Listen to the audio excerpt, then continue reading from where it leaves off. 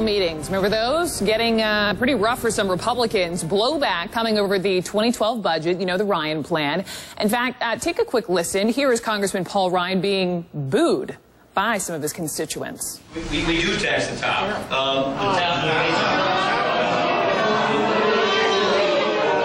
Yikes. So, yep, they're talking about taxes, and a lot of the folks there want the rich to pay more taxes. But the lightning rod in that particular Ryan plan appears to be Medicare reform.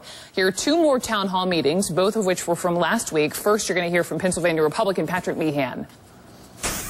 How will you explain that to people who are in their 50s, who are out of work, that they will have not the Medicare that I have?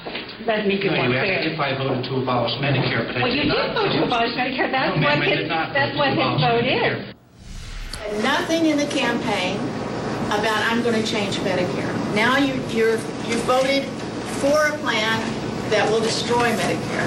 Well, I won't destroy Medicare. Medicare is going to be destroyed by itself. I have a great way for you to pay for it. I have a great way. Look at her, arms up.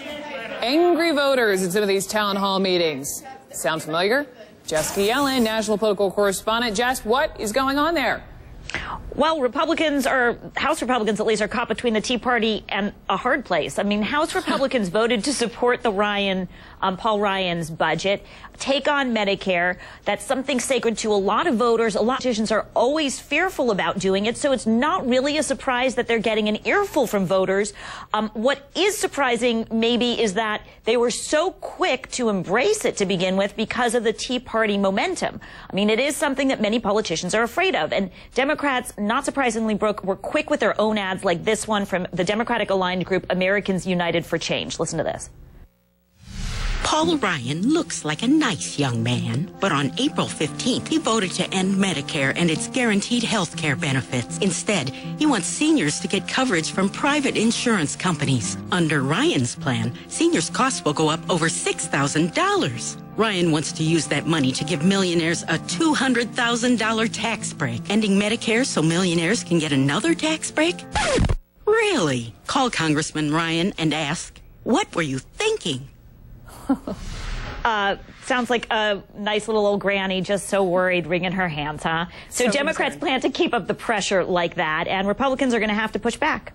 So we all remember, what was it? It was summer of 2009 when you go back to some of those other town hall meetings, and Democrats were attacked over health care reform, and some of those got very, very ugly. So, Jess, my next question is, and here's some of them, do the Republicans here, do they see the potential for something like this time aimed at them over Medicare reform?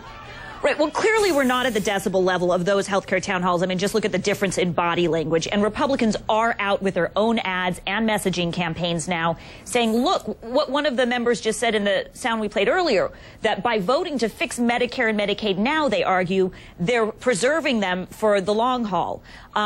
The political danger for them is that the reaction to their vote on this is coming so quickly after the vote. Healthcare town halls happened after months of debate and ads explaining and building up. So this was a pretty quick reaction to the budget. That means both sides have some time to try to spin it and send out messaging campaigns to change public opinion. But what about, we know that there are a lot of Democrats out there who are very, very angry about the GOP Medicare plan, and it looks like some of the older voters, right, so they're pretty perturbed as well. But if you look at the nation as a whole, how is the whole country reacting to this? It's unusually majority of opposition to some of these changes. 78% of Americans in CNN's latest polling oppose cutting spending on Medicare to reduce the national debt. 69% oppose cutting spending on Medicaid to reduce the national debt. So playing with either of those programs is politically dangerous. Jessica Yellin, thank you very much. And let's take a look at this video. You know I love astronauts. Let's watch this together. Here they are. The Space Shuttle Endeavour astronauts just arrived at Kennedy Space Center. So exciting for this Friday's launch. And Mission Commander Mark Kelly, he talked about having his